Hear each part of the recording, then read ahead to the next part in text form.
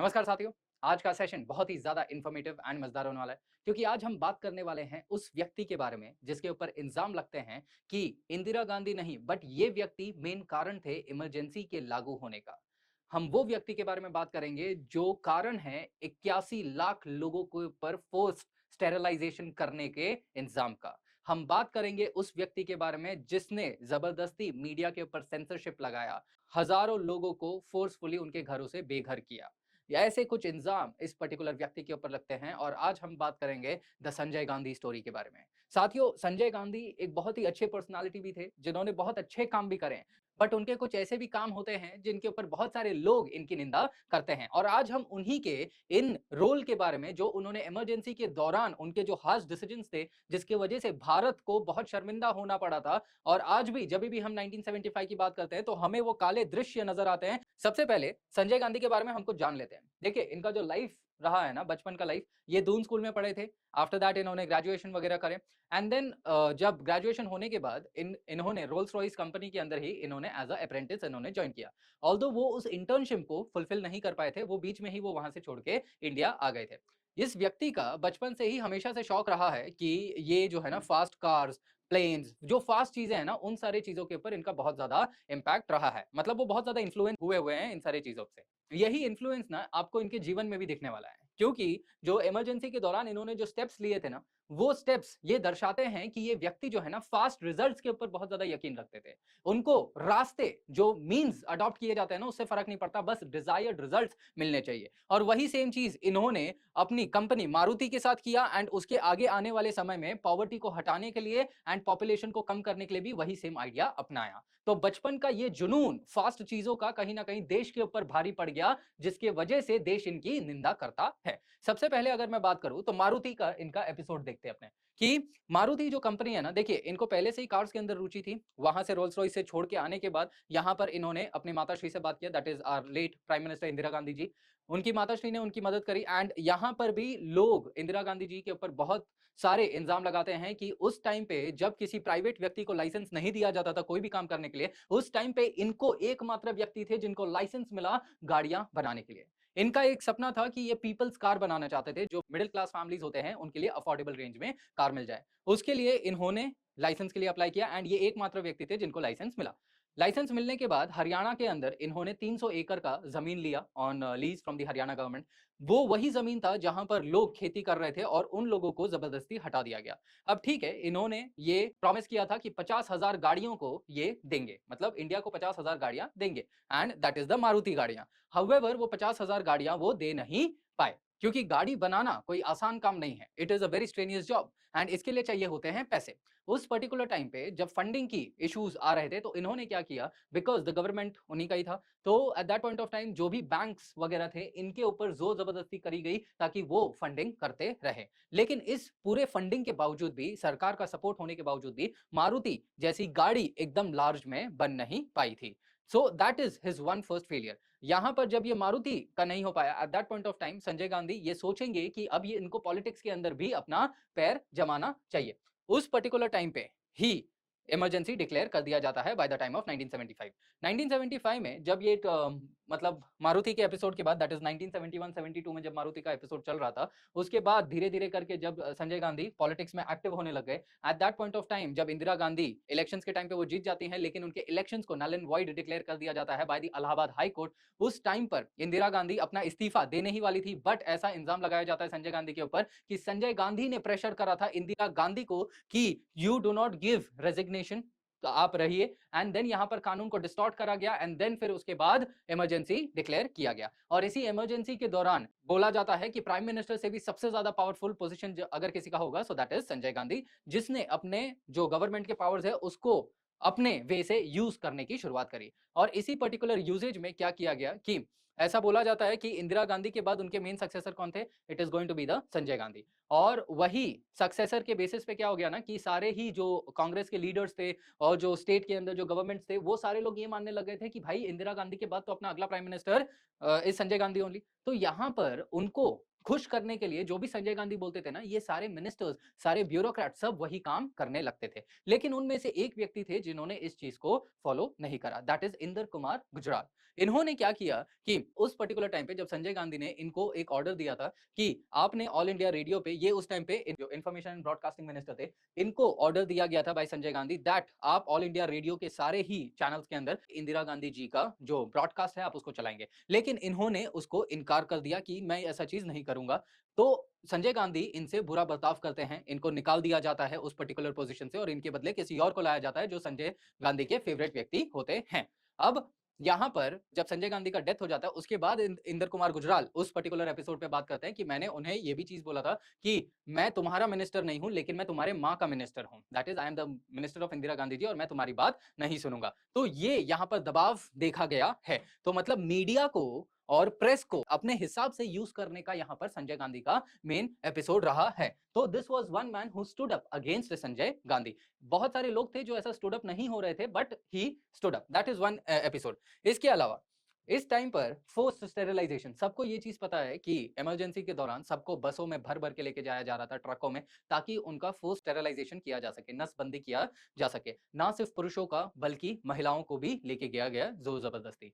इसमें लगभग माना जाता है कि 21 महीनों के अंदर वो जो टोटल फिगर था ना नसबंदी का, वो 81 लाख लोगों का नसबंदी करा गया, ऐसा बोला जाता है। यहां पर एक व्यक्ति होते हैं विनोद मेहता, उन्होंने एक पुस्तक लिखी है जिसके अंदर उन्होंने बहुत डिटेल्ड में ये एक ऐसे जो घटनाएं हैं ना इनके बारे में बताए हैं।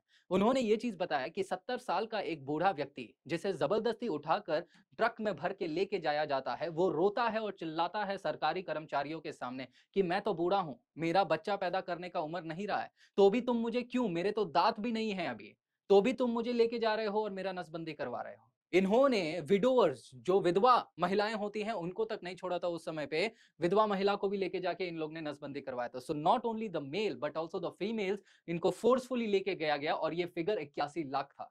अब साथियों देखिए, स्टेरिलाइजेशन अच्छी बात है। स्टेरिलाइजेशन के कारण आज भारत के अंदर पॉपुलेशन जो है ना वो कंट्रोल में आया है और लोगों के अंदर जागृति आई है, फैमिली प्लानिंग की जागृति आई है।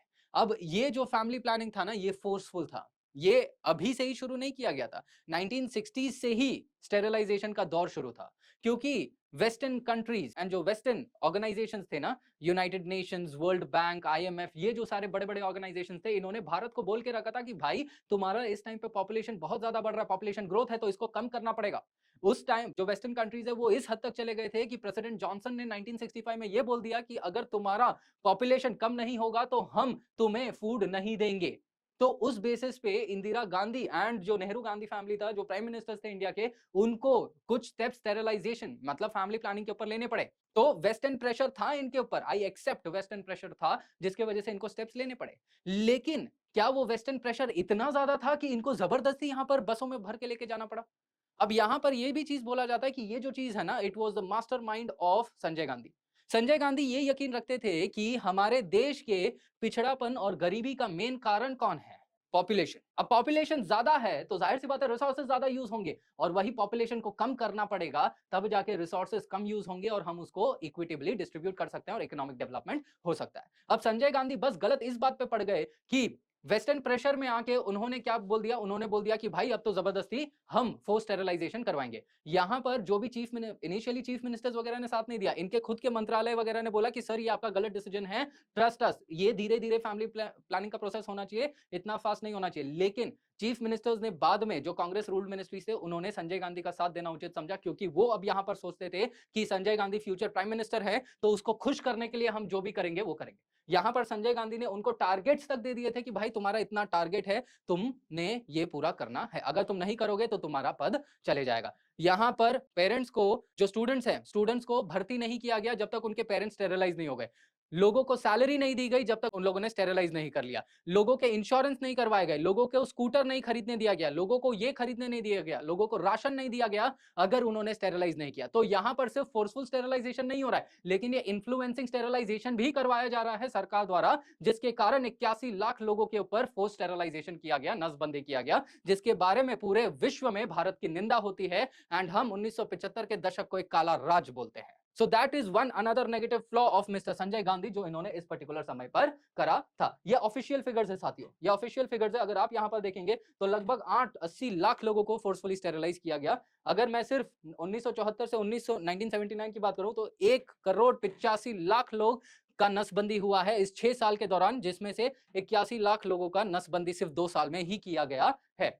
वो एक अनदर इंसिडेंट था संजय गांधी का। Last and the major episode यहां पर होता है ना, वो होता है तुर्कमान गेट इंसिडेंट दिल्ली के अंदर। संजय गांधी को चाहिए होता है कि दिल्ली के अंदर एकदम साफ सुथरा, एकदम अर्बन शहर हो एंड ऑल दैट। तो बीच में क्या होता है ना, उनको दिखते हैं बहुत सारे झोपड़े। अब झोपड़े दिख रहे हैं, उन्होंने ये उनका पहले से ही सपना रहा है कि उनको गरीबी हटाना है, उनको पॉपुलेशन कम करना है। लेकिन ये सब चीजें उनको कब करना है? एक ही साल के अंदर खत्म कर देना। मतलब गरीबी एक साल में खत्म होनी चाहिए। गरीबी, पॉपुलेशन एक साल में एकदम कंट्रोल में आना चाहिए, जिसके लिए वो कुछ भी करने को तैयार थे। और यहाँ पर सुंदरता दिखाने के लिए, खूबसूरती दिखाने के लिए उन्होंने उनके डिसीजंस के कारण तुर्कमान गेट इंसिडेंट हुआ। ये भी उनके ऊपर कंट्रोवर्सी लगाया जाता है कि जब ये इन स्लम्स को देखते हैं, इन्होंने ऑर्डर दे दिया था कि ये स्लम्स को फोर्सफुली हटाओ, जिसके कारण ये बुलडोजर्स वहां पर आते हैं और स्लम्स को हटाने की कोशिश करते हैं। जब ये स्लम वालों को पता चलता है कि जबरदस्ती हमें हटाने जाने वाला है, तो इन लोगों ने एक कमिटी बनाई। कमिटी बना के इन्होंने हर एक जगह वो अपील्स भेजना शुरू किया। और जब वो अपील्स का कुछ इनको जवाब नहीं मिला, तो इनको पता चलता है कि संजय गांधी बगल वाले ही होटल में आए हैं। तो संजय गांधी से ये मिलने जाते हैं और जब संजय गांधी से बोलते हैं तो संजय गांधी चुप रहते हैं। लेकिन उनके बगल में जो व्यक्ति संजय गांधी के साथ आते हैं, वो उन लोगों को ऑर्डर देते हैं कि अगर वो लोग 5 सेकंड में उस पर्टिकुलर एरिया से गए नहीं तो उनको बहुत बुरा होगा। और अगले ही दिन क्या होता है कि केस आता है कि इन झोपड़े वालों के ऊपर फायरिंग इंसिडेंट हुआ है सरकार द्वारा। तो वो इंसिडेंट, और इसके बाद भी ट्रकों के अंदर इन भारतीयों को बस में भर भर के, ट्रकों में भर भर के लेके जाया जाता है यमुना के किनारे, और वहां पर उनको छोड़ दिया जाता है, जहां पर वो बंजर जमीन के ऊपर बगैर कोई छत के वो सोते हैं रात को तारों को देखते हुए, ठंडी रात में। So this was one another major episode. So 1977 में जब 21 महीनों के बाद इमरजेंसी का वो काला साया उठाया गया इंदिरा गांधी जी द्वारा, जिसमें संजय गांधी को पता नहीं था। संजय गांधी से ये बातें छुपाकर इंदिरा गांधी ने फाइनली हटाया इमरजेंसी को, क्योंकि उन्हें पता था अगर संजय गांधी को पता लग गया तो वो इमरजेंसी कभी हटने ही नहीं देगा। तो जब इंदिरा गांधी जी 3 महीनों से प्लान कर रही थी हटाने के लिए इस चीज को, एंड फाइनली संजय गांधी को पता चलता है जब इंदिरा गांधी जी का ब्रॉडकास्ट होता है रेडियो से। तब तो वो कुछ नहीं कर सकते ना, क्योंकि प्रधानमंत्री की बात है। तब जाके जब हटाया गया इमरजेंसी को, तब इलेक्शन लड़ा गया एंड उस इलेक्शन में कांग्रेस की हार होती है। एंड सबसे पहली बार एक इंडिपेंडेंट इंडिया में शुरू होता है नॉन कांग्रेस गवर्नमेंट। लेकिन ये सरकार भी गिर जाती है और 1980 के अंदर वापस से जब जनरल इलेक्शंस होते हैं, उस इलेक्शन के अंदर जीत जाते हैं again Indira Gandhi ji and Sanjay Gandhi ji. However उसी के कुछ समय के बाद संजय गांधी जी का प्लेन एक्सीडेंट में, क्रैश में डेथ हो जाता है, जिसके बाद इंदिरा गांधी जी ने मारुति का जो संजय गांधी का सपना था उसको वो आगे लेते गए। एंड इंदिरा गांधी जी का भी फाइनली फिर उसके बाद निधन होता है, जिसके बाद राजीव गांधी जो उनके बड़े बेटे होते हैं वो यहाँ पर उनका पॉलिटिकल भागदौड़ संभालते हैं। सो साथियों, ये था संजय गांधी का major role play during the emergency. बहुत कंट्रोवर्शियल चीजें हैं, लेकिन यहाँ पर जैसा मैंने पढ़ा हुआ है from the various text and reference book, मैं यहाँ पर कोई भी बात ऊपर से नहीं कर रहा हूँ। जो भी चीज मैंने यहाँ पर बोली है, it is from certain books जो और जो पब्लिकेशन जो उस टाइम पे पब्लिश किए गए थे, उनके द्वारा मैं कर रहा हूँ। ये इसका पर्पज सिर्फ एजुकेशन के बेसिस पे, तो उसी बेसिस पे लीजिएगा। आई होप ये सेशन आपके लिए यूजफुल रहा रहेगा, आप इन्फॉर्मेटिव हुए रहेंगे। So with this I and this particular session. Thank you everybody for watching.